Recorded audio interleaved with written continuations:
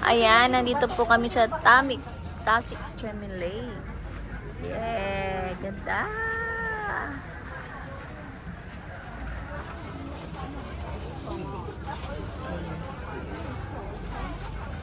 Ito ang aming last stop. Yan, kung magbabayad kami doon sa loob, ito yung makikita namin. Ayan, mga tao nakapila doon. Haba ng pila nila. Yeah, last stop na natin ito. And then, mabalik na tayo ng KL. Sarap pumasyal.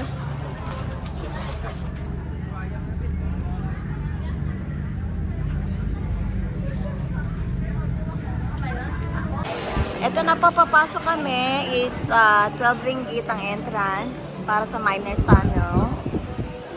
Yan. Ayan, napakita natin.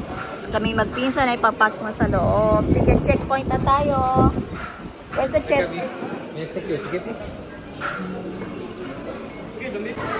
Ito na po yung papasok sa tunnel. So, papasok na po tayo sa tunnel. This is it. Pisang ko mahilig magpa-picture eh. Yan na. Nagbablog.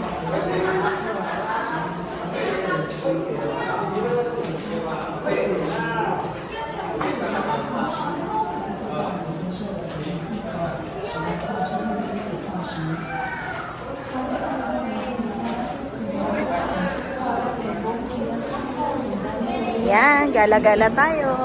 Enjoy ang ano ng Ipo. Gandun po tayo sa dulo ng tunnel. Ayan, malapit na po tayo sa hangganan ng tunnel.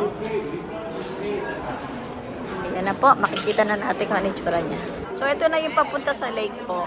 Ayan, dito na tayo. Pero ang...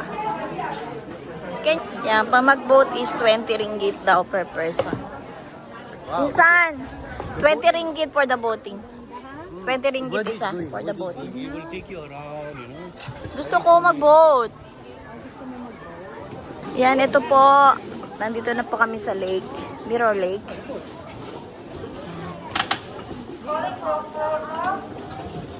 So, ang dami-dami pong local here. Tourist and ano. So, yan po. Pag gusto mo sumakay, ganyan po siya. So, 20 ringgit each. Go, go, go! Gusto mo ba? Hindi sila malaki. Sobrang ganda po dito. Promise.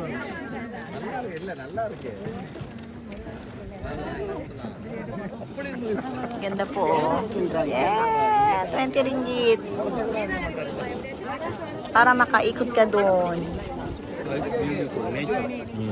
Ayan. O, di ba pabalik na sila? Hindi na ako nag-ano ng boating kasi 20 ringgit. Wala nang budget.